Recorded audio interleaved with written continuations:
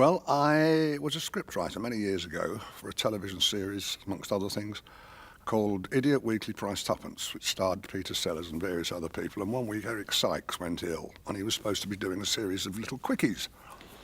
And the director, a man called Dick Lester, in his infinite wisdom said, "We've already ordered the costume, and you're nearest to Eric in size, so you'll have to..." I wasn't even in equity. Never been on television in my life.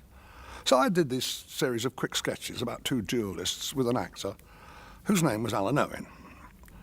Time passed, and I saw him, it must have been 3-4 years later, and in comes Alan Owen again. "What are you doing?" He said, "I've got a job for you." He said, "I've been asked to write this film about a pop group." So I said, "Oh yeah, would you like to do it?"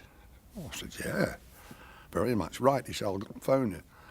Phoned a couple of days later and said, "Come up to studio in Piccadilly and meet director, Dick Lester, who I knew, producer, Walter Shenson, and the Beatles."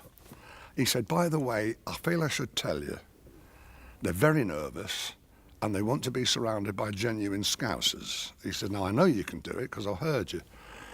Do it from the minute you walk into the room." So we met up in this little room and chatted away.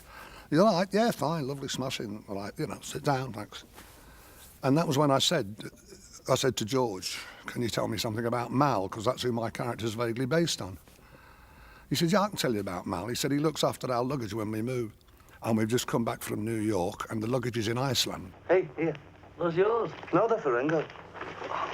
Must have cost you a fortune in stamps, Ringo. They came in, they sat down, they listened to what they were told, they watched Norman, they watched me, and they did it. And they were good. They went home, and they learnt their words, and they came in, and they said them. They weren't Beatles and I was an actor. We were all actors in a scene, playing off each other, and that's what I'm saying. They were so brilliant and so non-starry and so generous, it was no problem at all.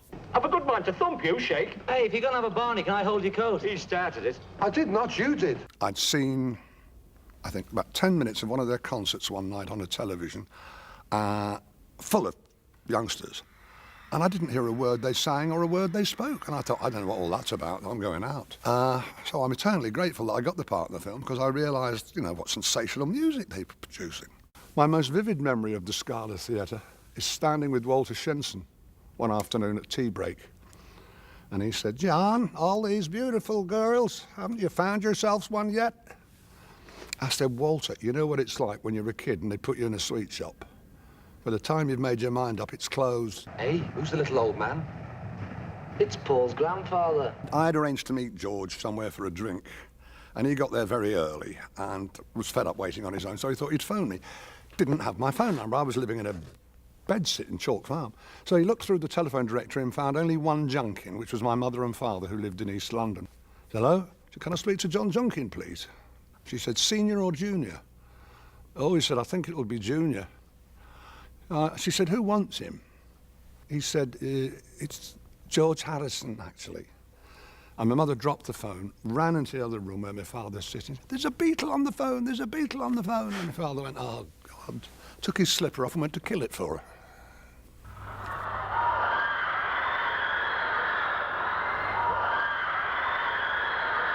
To do was delight and fun, and I knew it was good, but I never ever dreamt it would have the durability that it's had.